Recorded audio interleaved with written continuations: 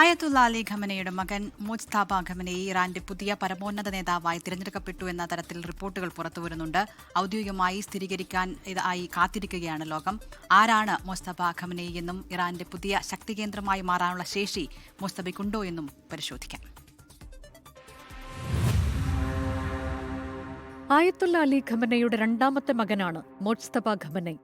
ദീർഘകാലമായി ഇറാൻ ഭരണകൂടത്തിന്റെ അണിയറയിൽ സ്വാധീനം ചെലുത്തിയിരുന്ന മുജ്തബ ഇറാനിലെ മഷ്ഹദിൽ 1969 ജനിച്ചത്.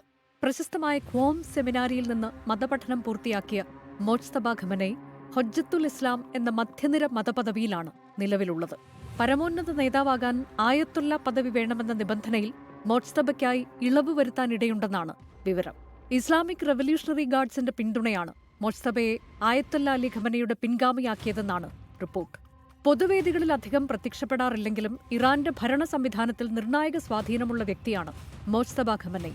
2009 തെരഞ്ഞെടുപ്പിനെ തുടർന്നുണ്ടായ പ്രതിഷേധങ്ങളെ അടിച്ചമർത്തുന്നതിൽ മുജ്തബ നിർണായക പങ്ക് വഹിച്ചിരുന്നു എന്നാണ് വിവരം. IRGSലെ അർദ്ധസൈനിക വിഭാഗമായ ബാസിജിന്റെ നിയന്ത്രണം മുജ്തബയ്ക്കായിരുന്നു. 1987-88 കാലഘട്ടത്തിൽ ഇറാൻ ഇറാഖ് യുദ്ധത്തിലും മുജ്തബ പങ്കെടുത്തിട്ടുണ്ട്. നിലവിലെ സാഹചര്യത്തിൽ മുജ്തബ ഖമനയി അധികാരത്തിലെത്തുന്നത് IRGSനെ ശക്തിപ്പെടുത്തുമെന്നാണ് സൂചന. ഇബ്രാഹിം റൈസി പ്രസിഡന്റായിരുന്ന കാലത്ത് മുജ്തബയെ അലി ഖമനയുടെ പിൻഗാമിയായി ഉയർത്തിക്കാട്ടിയിരുന്നുവെങ്കിലും മകനെ പിൻഗാമിയായി പ്രഖ്യാപിക്കുന്നതിൽ ഖമനയ്ക്ക് എതിർപ്പുണ്ടായിരുന്നതായാണ് റിപ്പോർട്ട്. Research desk 24. ലോകത്തെവിടെയായാലും ഏത് സമയത്തും 24 വാർത്തകളും ഓഗ്മെന്റഡ് റിയാലിറ്റി പാക്കേജുകളും എക്സ്പ്ലെയിനറുകളും വിശദമായി കാണാൻ ഞങ്ങളുടെ യൂട്യൂബ് ചാനൽ നിങ്ങൾക്ക് സബ്സ്ക്രൈബ് ചെയ്യാം.